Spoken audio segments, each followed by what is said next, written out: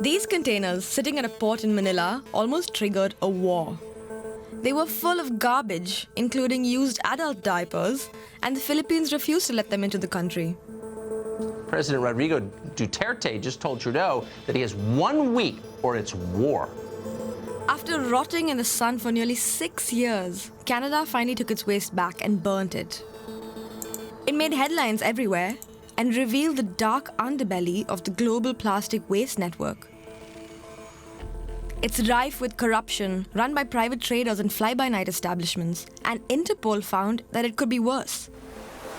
We often find the same names linked to other crimes. Money laundering, tax evasion, fraud. It's all the same criminals. And the currency driving it all is plastic scrap. I want to find out more about what's going on. But everybody I'm speaking to seems to be answering in code. So how do things work behind the scenes? Oh, you know what? Like that. So how does the global plastic waste trade even work? And how can we get out of this mess? The most amazing food wrap ever developed, Saran wrap. That's right. Plastic was the miracle material of the 1950s in the global north. But when waste started growing in dumps around cities, its manufacturers had to do something to protect their image. They came up with an idea. Recycling. And they really pushed the message with ads like this. People start pollution. People can stop it. And concerts like this. Catchy, but records show that even then, industry insiders never really believed recycling would solve the waste problem. It's all about money. Historically, virgin plastic has been cheaper and better quality than recycled plastic. And the industry's predictions were right. Of all the plastic ever produced, less than 9% has been recycled. But for a short moment in time, because of a series of unlikely global events, this utopia that they had dreamt up actually kind of worked. Enter China. By the 90s, China was becoming the world's manufacturer. Every day, shipping containers carrying all sorts of products would journey to the US and Europe. But when they returned empty, they became a serious financial opportunity. The West consumed, collected its waste, and shipped it out of sight to China. China recycled what it could and sent back new products for more consumption. And this cycle was on repeat. And it was dirt cheap. For example, one US trader told me that even in 2010, while it cost around $85 to dispose of a ton of waste domestically, it cost only $35 to ship a ton of it to China. Could there be a sweeter deal, really? But here's where it all got really murky. You can't just recycle any plastic. They come in grades that you can tell by looking at the bottom of the container. And each grade needs to be recycled on its own in a specific recycling plant. It only makes sense to recycle high-grade plastic like a shampoo bottle or a detergent container because what comes out on the other side still has value. But things like styrofoam that food comes in can never be recycled, which means they'll only ever be used once. What's more is that each shipment of plastic has to be free of contaminants, which could be anything from food waste to just a different grade of plastic in the mix. So when low-grade or contaminated plastic was sent to China, either cheap labor was needed to sort it, or it had to be dumped and burnt. Within a few years, several Chinese towns near landfills and incineration sites started complaining of polluted air and water. Cancer rates rose. So by 2018, China had had enough. It effectively banned all plastic waste imports, and the world had lost its number one recycler. But China was prepared. Their recycling industry was established, and the country was now producing enough waste domestically to supply its own raw materials for recycling. So post-ban, the rest of the world was scrambling. Some waste was burnt within the countries, but shipments of garbage still needed to find new destinations. And they found them soon enough in countries close to China like Malaysia, Indonesia, Thailand, Philippines, etc. Heng Chun is a campaigner with Greenpeace in Malaysia, the country that became the leading importer at the time. Greenpeace, along with citizens and governments of some Southeast Asian countries, are now demanding that the West stop using them as the waste dumps of the world.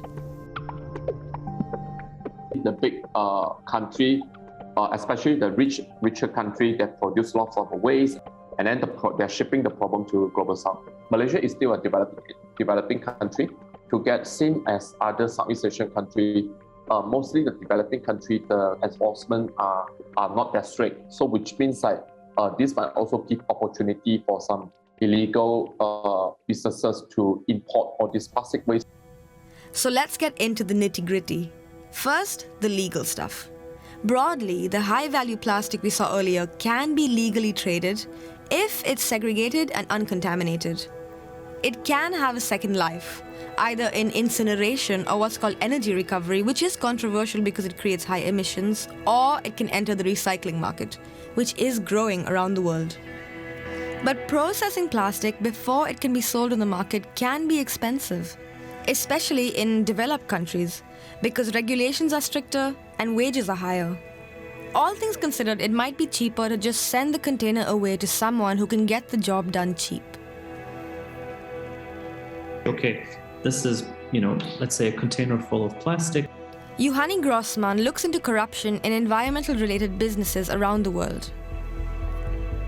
The government is going to pay, $5,000, I'm just making the figure up, to recycle it. And then the company says, okay, we're not actually going to recycle it. So we're going to keep $1,000, and then we're going to spend $500 to send the container, and we're going to pay somebody $1,000 in Indonesia to make it disappear, and then we still have $2,500 profit.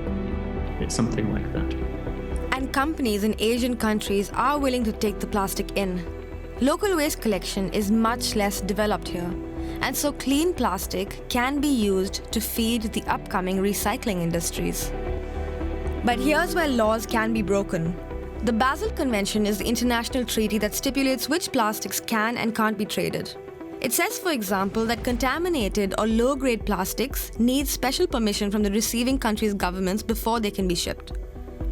But independent investigators found that plastic traders have discovered ways to bypass this. First, waste shipments can be mislabeled and pass through customs checks in the West. And then companies in developing countries who offer to take in low-grade or unsorted plastic find ways to smuggle it past the local authorities. Even if checks take place, they can be evaded. And so the most obvious way in which corruption comes into play is to bribe officials to allow you to import that waste. Once allowed into the country, traders need to find a way to make money from the bad plastic.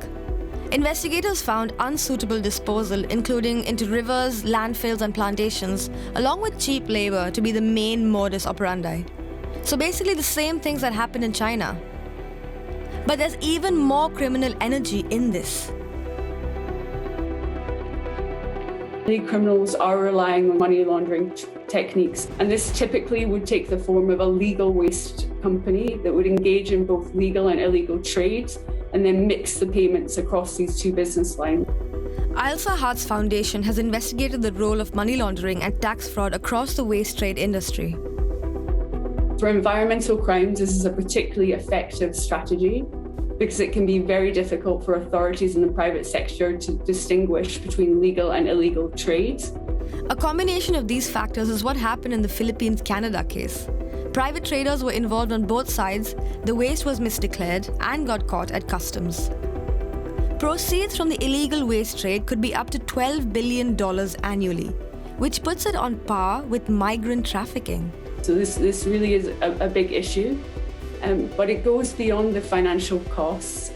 And we also see that waste trafficking fuels poverty, has massive pollution impacts for the environment, and also fuels corruption. And for waste trafficking, many of the profits remained in the exporting countries, with importing countries only generating part of the profits from resale or reuse of certain waste. From 2021, the Basel Convention toughened regulations. More types of plastic were banned. But environmentalists say this still doesn't go far enough. If we leave the door slightly open, someone will go through it. Pierre Condamines Group fights for environmental justice. In November 2021, it lobbied the German government to halt waste exports to Vietnam. On average, a person in Germany generates up to 2 kilograms of trash per day.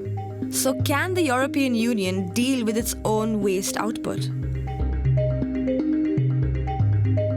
To me, that's not the right question. The EU is supposed to have the best waste management infrastructure in the world. And we know it is shipping to countries where the waste management infrastructure is not so developed. If we don't have it, the countries to which we ship, they definitely do not have it. His group says Western countries have to develop their own recycling systems, like China did. Now, everybody's sitting up and noticing that, no, let's do it ourselves, and there is money to be made. Sunil Bagaria is a plastic trader based in New Jersey. He used to ship to China, but has set up a recycling plant in the US where he sees a huge market. Now, with all this consumer backlash because of our insistence on using plastics, so those things are now making the CPG companies, consumer product companies, brand names, they are having they're like, oh my God, because they cannot survive without plastic. Everybody needs to use plastic. They will have to come to companies like ours or 10 other companies to get their needs of recycled plastic. The demand for some high-grade recycled plastic has been soaring lately, even beating virgin plastic out of the competition in some cases. As more Asian countries clamp down or ban imports, the big question is, where will all the plastic go in the future? It does look like countries that are not part of the Basel Convention, like Poland or Turkey, have become the latest destinations. So what can be done? First, wider-reaching policies and stricter enforcement. And Western countries have to invest in their own recycling industries to clean up their own mess. But to treat all that waste domestically, the thing that needs to be cut down at source is the amount of plastic we produce, consume, and throw away in the West. Have you thought before about where your trash ends up? And did you know it's fueling so many fires around the globe?